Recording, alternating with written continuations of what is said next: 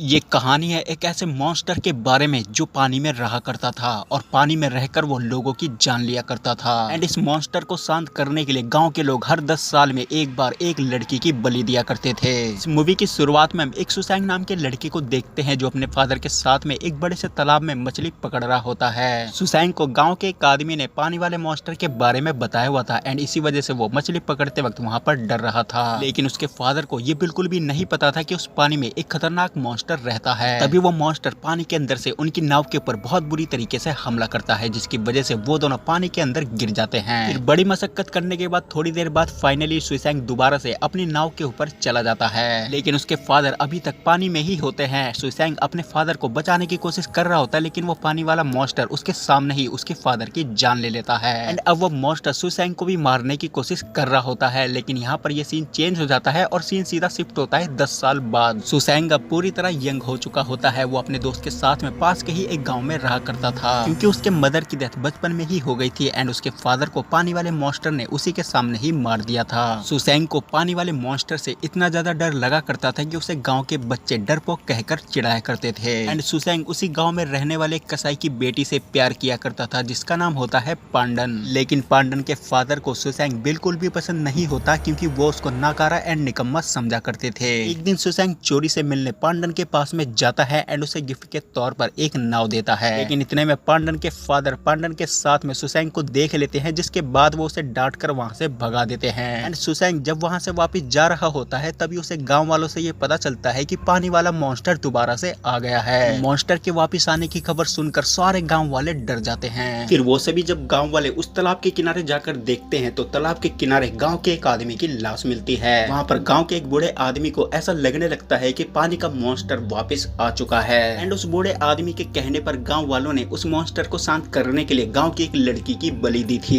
And अब उस बूढ़े आदमी को ऐसा लगने लगता है कि गांव वालों को अब दोबारा से उस मॉन्स्टर को शांत करने के लिए एक लड़की की बलि देनी होगी। वहीं पर सुसैंग भी मौजूद होता है और उसे पांडन की फिक्र होने लगती है क्योंकि पांडन अक्सर उस तालाब में कपड़े धोने आया करती थी। एंड सुसैंग वहाँ से उठकर जल्दी से पांडन के पास में जाता है उसको ये बताने के लिए कि अब से वो उस तालाब में कपड़े ना धोए। एंड सुसैंग जब वहाँ से जा रहा होता है तो उसे रास्ते में पांडन का भाई मिलता है जिसका नाम लुसैंग होता है। लुसैंग बेखबर होकर उसी तालाब के किनारे बैठकर उस तालाब से मछली पकड़ रहा होता है। उसके बाद में सुसैंग पांडन को उस तालाब के अंदर कपड़े धोने से मना करते हुए उसको अपने साथ भागने को कहने लगता है। तभी पांडन को उसके भाई लुसैंग के बारे में उसको याद आने लगता है। फिर पांडन गाँव वालों के साथ में अपने भाई को ढूंढने के लिए उसी तालाब के किनारे पहुंच जाती है। लेकिन तब तक बहुत ज्यादा देर हो चुकी होती है क्योंकि वो पानी वाला मॉन्स्टर उसके भाई को मार चुका होता है। एंड इस वजह से गाँव वाले पूरी तरह डर जाते हैं। फिर उसके बाद में गाँव वाले उस बूढ़े आदमी की बात मानकर अगले दिन बलि देने के लिए तैयारी करने लगते हैं। लेकिन वहाँ पर कुछ हो पाता उससे पहले ही अपने बेटे की सदमे में बौखलाए पांडन के फादर वहाँ पर आ जाते हैं और वहाँ पर तोड़फोड़ शुरू कर देते हैं। फिर जैसे तैसे गांव वाले उसको पकड़कर वहाँ से दूर ले जाते हैं। फिर उसके बाद में वो एक छोटी सी बोट लेकर उसी तालाब के अंदर चला जाता है। उसे इतना ज्यादा गुस्सा आ रहा था कि वो उस तालाब के अंदर उस मॉन्स्टर को मारने के लिए आग के गोले फेंकने शुरू कर देता है। लेकिन उस बूढ़े आदमी के साथ साथ गाँव वालों को भी ऐसा लगने लगा था कि अगर उस मॉन्स्टर को गुस्सा आ गया तो वो पूरे गाँव को तबाह कर देगा।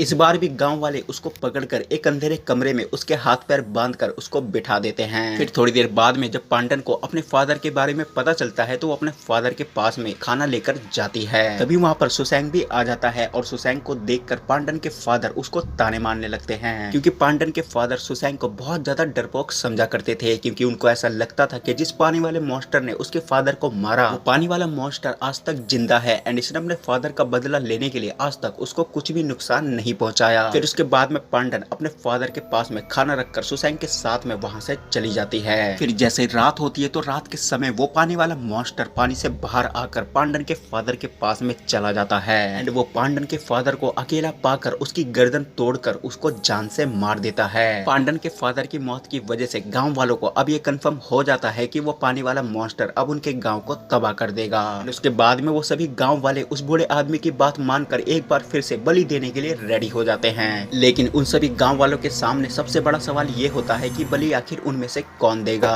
गांव में सबसे ज्यादा जवान और सबसे ज्यादा खूबसूरत लड़की सिर्फ पांडन होती है एंड इसी वजह से वो गांव का बूढ़ा आदमी पांडन को सिलेक्ट करता है। लेकिन इस फैसले से सुसैंग को बहुत ज्यादा तकलीफ होती है क्योंकि वो पांडन से बहुत ज्यादा प्यार करता था। लेकिन वो कुछ भी नहीं कर सकता था क्योंकि सामने से खुद पांडन बलि देने को रेडी हो जाती है। लेकिन सुसैंग इस तरह पांडन को नहीं होना चाहता था एंड इसी वजह से वो पांडन को समझाने की बहुत कोशिश करता है। लेकिन पांडन गांव वालों को बचाने के लिए जब सुसैंग की बात नहीं मानती तो सुसैंग को बहुत ज्यादा गुस्सा आ जाता है, जिसके बाद वो अपने दोस्त के साथ मिलकर उस मॉन्स्टर को मारने का ही प्लान बनाता है। फिर सुसैंग वहां से अपने एक पुराने घर पर जाता है जहाँ पर उसके फादर बचपन में उसको लड़ने की ट्रेनिंग दिया करते थे। फिर वो वहाँ पर अपने फादर के द्वारा सिखाई गई सारी ट्रेनिंग को दोबारा से एक बार दोहराता है। कुछ दिनों की ट्रेनिंग के बाद में वो अपने कजन ब्रदर के पास में जाता है मदद मांगने के लिए एंड उसका कजन ब्रदर अपने 3 साथियों को लेकर सुसैंग के साथ चलने को रेडी हो जाता है। फिर वो सभी लोग एक टीम की तरह एक दूसरे का साथ देते हुए एक बड़ी सी बोट में बैठकर वहाँ से चले जाते हैं। इधर गांव वाले पांडन को रेडी कर चुके होते हैं बलि देने के लिए एंड उसे तालाब के अंदर उतारने की वो लोग कोशिश कर रहे होते हैं। लेकिन तभी वहाँ पर सामने से एक बड़ी सी बोट में बैठकर सुसैंग आ जाता है। उसे देखने के बाद में पांडन के चेहरे पर एक हल्की सी स्माइल आ जाती है। फिर उसके बाद में सुसैंग वहाँ पर सभी गांव वालों को समझाना शुरू करता है। सुसैंग वहाँ पर गांव वालों को ये समझाने की कोशिश कर रहा होता है कि वो पांडन को बचाकर उस मॉन्स्टर से सामना करेगा। वो मॉन्स्टर सिर्फ एक जानवर है, उसके अंदर कोई भी एक्स्ट्रा शक्ति नहीं है। साथ में वो गांव वालों को ये भी समझाने की कोशिश कर रहा होता है कि आखिर कब तक हम इस तरह गांव वालों की बलि उस मॉन्स्टर के सामने देते रहेंगे।